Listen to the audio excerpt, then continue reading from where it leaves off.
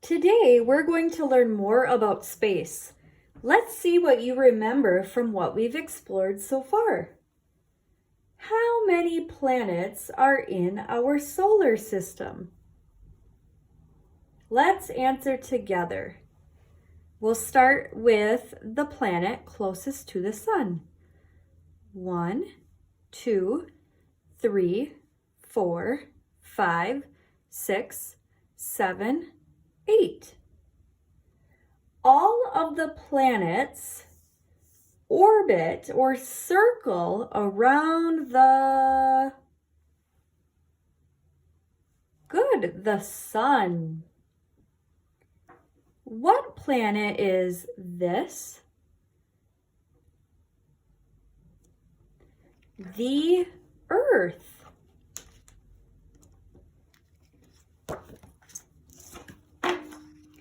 Earth is the planet that we live on. Earth is the third planet from the sun. Earth is a rocky planet that has land and lots of water. Earth has how many moons? Yes, just one. This is Mars, which is another planet. Does Mars look like Earth? No, it doesn't. Mars is one of our closest neighbors, and it looks like a reddish colored star in the night sky. But it's not a star. It's a planet. Mars is called the red planet because of its red color. Mars is one of Earth's neighbors. It is the fourth planet from the sun. Mars is a cold, rocky planet. Mars is a desert because there isn't very much water on it. Mars has 2 moons. Here's one, and here's the second one. Let's read more about the planets and sun in our solar system. Are you ready? Let's explore space. Let's see if you can find Earth and Mars while we're reading. If You Decide to Go to the Moon by Faith McNulty, illustrated by Stephen Kellogg.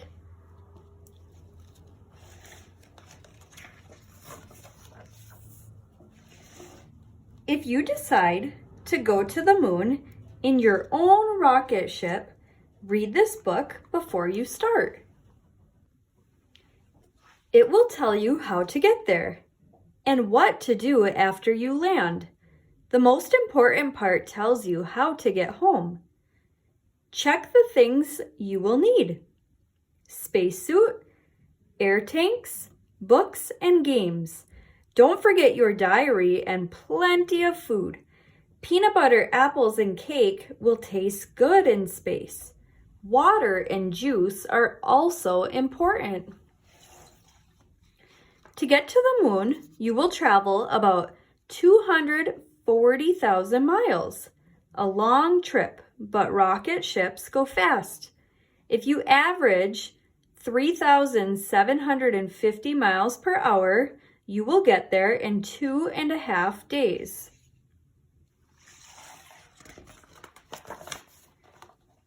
Get aboard, close the hatch, light the burners. 10, 9, 8, 7, 6, 5, 4, 3, 2, 1, blast off. You shoot up, up, up into the sky. As your ship rises through the clouds, your body is pressed against the seat. At first, you will feel very heavy. Don't worry, this feeling will go away. For a few seconds, you fly through a mixture of clouds and air and dust that hangs over the earth. It is not very thick, only about 15 miles. You will shoot right through it into space. Space is dark and empty. There is no air in space. No clouds, no rain, only a few specks of dust, some rocks called meteors, and some chunks of ice called comets. Both meteors and comets are pieces of stars that exploded long ago and have been flying around in space ever since. If one hit you, it would be very bad. But space is so big and you are so small that a collision is unlikely. In the blackness of space, the stars shine like a million fireflies. The sun blazes with fiery light, and the moon, the mysterious moon, glows like a pearl in the black, black sky. Of course, you know that the moon has no light of its own. It glows in the light of the sun. Up here in space, you may feel very alone. Don't look back at the earth. It would make you even lonelier. This is the time to play some cheerful music. Eat a peanut butter sandwich. Keep your eyes fixed on the shining moon and settle down for a long ride. Relax, take off your seatbelt, and be prepared for a surprise. Because you are weightless in space, you'll feel amazingly light. You will float like a feather inside the cabin and bounce off the cabin walls. But you'll bounce very lightly and find it a lot of fun. When you are thirsty, don't try to pour orange juice into a glass. With everything weightless, it would collect into floating liquid balls and become an orange juice blob. You can drink out of a squeeze bottle instead. After supper and a squeeze of juice, it's time for bed. Tie yourself to your bunk so you won't float away, and settle down for a good night's sleep. Of course, there is no night in space. You will have to pretend. Try to have sweet dreams. When you wake, you will be much closer to the moon. It will be big and round and very bright, with dark patches that look like lakes or seas. They were made billions of years ago when the moon was very hot, hot enough to melt stone. Now and then melted stone spurted up through the crust and spread out on the surface like spilled soup. When it cooled, it hardened into stone called lava. From Earth, these smooth, dark places look like oceans. Playing cards will help to pass the time, but if you drop them, they will drift around the cabin like butterflies. Floating around to catch them feels like swimming in a dream. The first humans to go to the moon landed on the Sea of Tranquility. It is marked on your moon map and would be a good place to land. But you still have a long way to go. When you are tired, lie down and look at all the stars.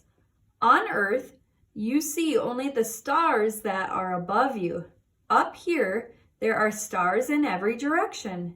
You might write in your diary, I wonder how far space goes and where it ends.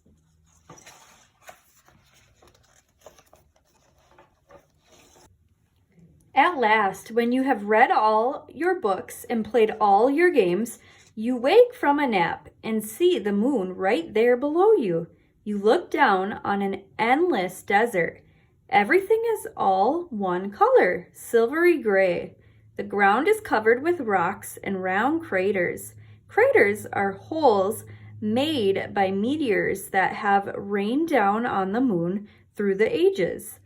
Some were huge and made deep holes, hundreds of miles across. Of course, you steer clear of the rocky places. At last, you see a lava lake below, the Sea of Tranquility. Get ready to land. As you descend, your craft shivers and shakes. It settles softly. You feel a bump. You are on the moon. Your first look will be disappointing. All you see through your porthole is a cloud of dust stirred up by your landing. Put on your spacesuit and air tank while you wait for it to settle. Then open the hatch and jump out. You will land lightly. The moon is smaller than the Earth and has less gravity to pull you down.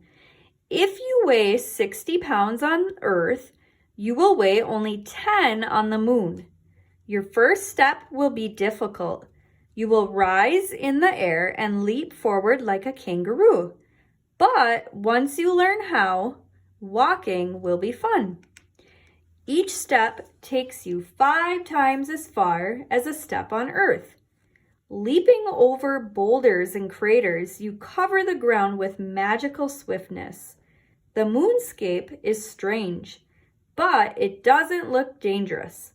The dust reminds you of cake flour. You wish you could take off your suit and play in it.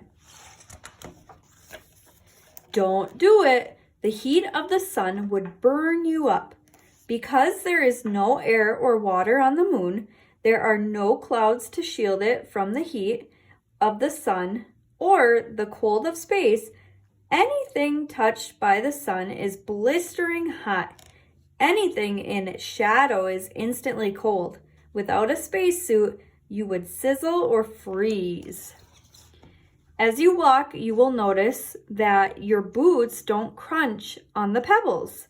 If you take a hammer and hit a rock, there is no bang. It is impossible to make a noise on the moon. Without air to carry sound waves, you can't hear a bell ring. You can't hear a horn blow. You can't hear a whistle or a song on the moon. If you kick a pebble, it will bounce without a sound. As you keep walking, the silence and stillness are eerie. Nothing moves. The boulders and hills have strange shapes. Some hills look like dinosaurs. Some boulders look like giant turtles or weird birds or a herd of cows. A heap of jagged rocks looks like a ruined castle. You feel as if you might be in a fairy tale. Or is it a dream? Your map tells you that the astronauts' camp is just over the next hill. As you climb, you wonder if things will look different on the other side. Will you find something green? Something alive? A meadow of moon grass? A herd of moon cows? The answer is no. The hills stretch on and on to the horizon where the rim of the moon meets the blackness of space. Everything on the moon is lifeless and still. To find the astronauts' camp, climb to the top of a boulder and use your binoculars to scan the distance. Look for a patch of color, the red, white, and blue of the flag that the astronauts left behind. It will stand out against the gray dust. As you get close to the camp, you will see everything the astronauts left behind. Strewn amidst the lunar dust, tools and equipment are scattered about. Their boot prints look fresh, as though they were made a moment ago. There is no wind or rain to wear them away. The astronauts left a message for anyone who visits the moon. You find it written on a plaque. Here, men from planet Earth first set foot on the moon, July 1969 AD. But the flag they planted isn't flying. The flagpole was blown over from the blast when the astronauts took off, and the flag is lying in the dust. You pick it up and push it deep into the sand. The flag is stiffened with wires so that it looks as though it is flying even though there is no wind. It is a brave and wonderful sight and reminds you of the courage of the astronauts who brought it here. If astronauts ever return, they will find the flag flying once again and your footprints in the dust. By now, your tank of air must be half empty. It's time to return to your ship. Your trail of footprints will lead you back. You retrace your steps in leaps and bounds. When you see your spaceship waiting, you are suddenly, terribly homesick. You can't wait to get back to Earth. Take a last look at the moonscape. Get aboard, close the hatch, and pray that the computers will start. You push buttons, lights flicker, machinery whirs, rockets fire. Your ship lifts off. Your heart lifts too, but you have thousands of miles to travel. You'll just have to be patient. Whenever you feel discouraged, look through your porthole. You will see a beautiful sight. Earth surrounded by stars shining like a blue and white ball on a Christmas tree. The nearer you get to Earth, the more wonderful Earth will seem. Finally, you are close enough to see the continents and the oceans. You can see clouds and rain and wind moving across them, connecting everything on Earth.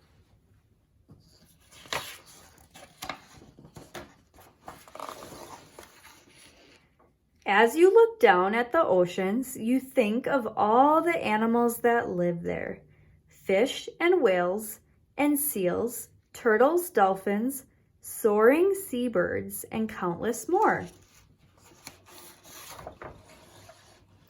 You can see the snow cap at the North Pole and imagine great white bears wandering over the ice floes.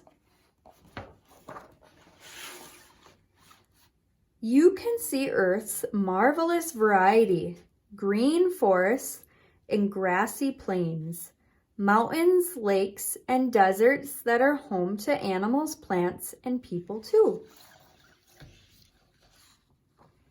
Why is Earth so different from the moon? Earth has air and water, on which all life depends.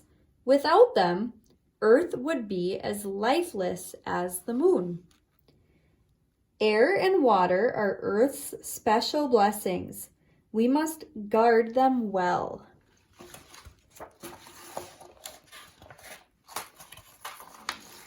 Your trip is almost over. Your ship has reached the atmosphere. You drop down through clouds and land on green grass. You jump out, thankful for a miraculous journey and a safe return. As you bend down to kiss the ground, you promise you will always do your best to protect all life on our beautiful Earth. The end. Which planet is red?